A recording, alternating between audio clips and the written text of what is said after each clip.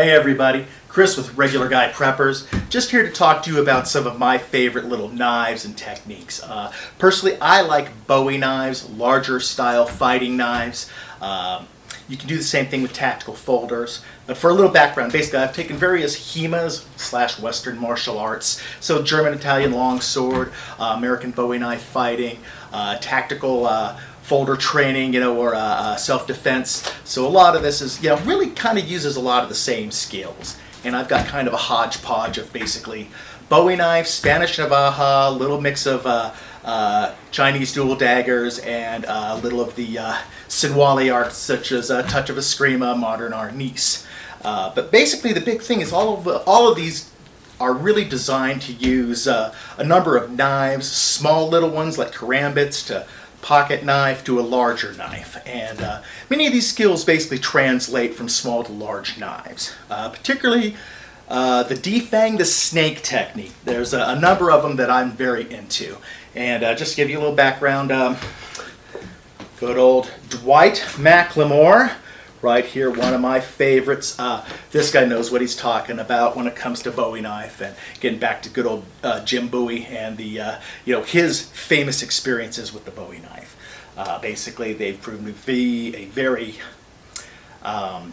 versatile tool / weapon. I mean, you can protect yourself with it. You can skin large game. They're extremely razor sharp. In fact, some of the old ones had some limitations because they were so razor sharp, made out of high tensile like file steel. In fact, that's usually what they were made out of. Somebody would take an old file and turn it into a Bowie knife. But I want to get down to some of my favorite techniques.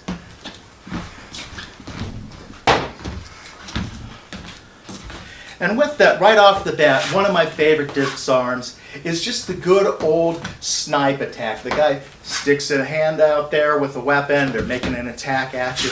Literally, you just pop that sucker. And it's kind of an out and a bit of a choppy maneuver where you're going to hit the object and give it a good slice. So it's a smacky slice, as opposed to a snap cut. Now, a snap cut, kind of the same thing. The guy's coming at you, throwing a knife blade at you, and you're just going to snap it just like that. Boom. So you got your snipe cut and your snap cut. This also has another good defensive application, and it's called the back cut. So once again, someone's coming at you, maybe a high line, and you're going to block it and then pop the guy with that back edge. Also works kind of down low. See if I can get that in frame for you. But you do a low pass and then pow right to the head. So what I like about this back strike, this back cut, is that it's very unexpected and it changes your distance. Most people are used to seeing, oh, here's this distance, this is how far this guy is from me, he can't hit me. Bam! Back cut. Just got myself an extra 3 inches of penetration on it. And that's how knife fights work. People are dancing and moving and trying not to get hit. And then all of a sudden, you change your range on the guy. So that's what the back cut is all about. It's all about a change in range, and it's a jab. It's not a full-on hardcore strike. It's something used against, well, the face, the eyes, the neck, and stuff like that. And it's a jab, usually followed up by something. So you might do a back cut, snap cut, or drill right into the guy. But that's what it's kind of used for. Defend yourself quickly, follow up, and finish the guy up. So that's just one of my favorite types of knives, and why. Basically, doing training, testing, sparrings. I like having a little something to work with. Little pocket knives are good, but once again, limited. But same techniques can all be applied here. Snipe cut, snap cut, back cut. Especially like these CRKTs, I love them because they have this little locking blade, and it's not going to come back on you. I don't care how hard you push on that. So that is something to think about. If you are going to have a fighting knife, it needs to be something capable of, well, even if it gets hit in the back, bam, it doesn't need to come into your fingers and snap them, cut you up. So that's just kind of what I'm looking for, a little bit of my influences, and I hope you guys can appreciate that. And if you have anything that you like, I would like to hear about it. I see a lot of these people throwing their idea into the ring about what they're looking for in a knife. In fact, there's some really good guys on YouTube that I like that do a pretty good job of trying to destroy a knife. And I guess that's a good test right there. If you're getting in there and you can see if this thing can take it, that's a big deal. But yeah, choose your knives wisely. Something like a good Bowie knife, like a K-bar. That's one of my favorites right there. I've also got a couple of other examples. Here's another good example for you, another CRKT. This one's a lot larger.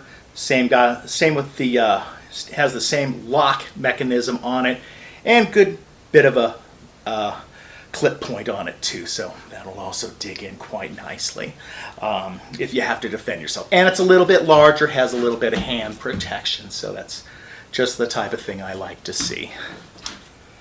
And I'd also like to show you a quick example of what that clip point really does when it's doing damage to something, because it's quite impressive really. When you look at what a normal blade will do, let me show you this.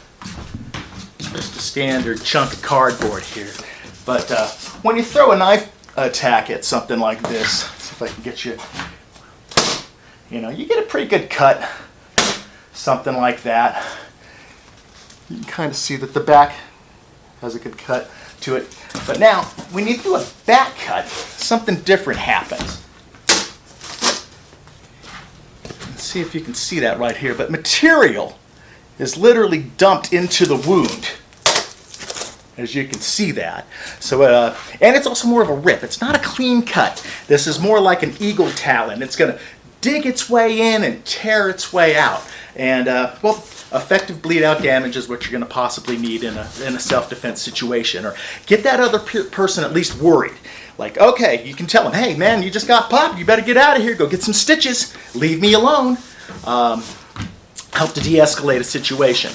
But yeah, you don't really want to get into a knife fight unless you really have to, because chances are one or both of you is going to get cut. And you're better off just getting out of there. But when a situation does arise, your best maneuver is not to try to get fancy. Go for the hands, defang the snake. There's a number of really good instructors out there that can give you some more information on that type of thing. But I like to keep it in the kind of the knife, the Bowie knife fighting realm.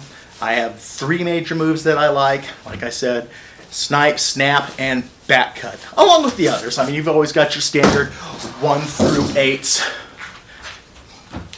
and all that type of thing.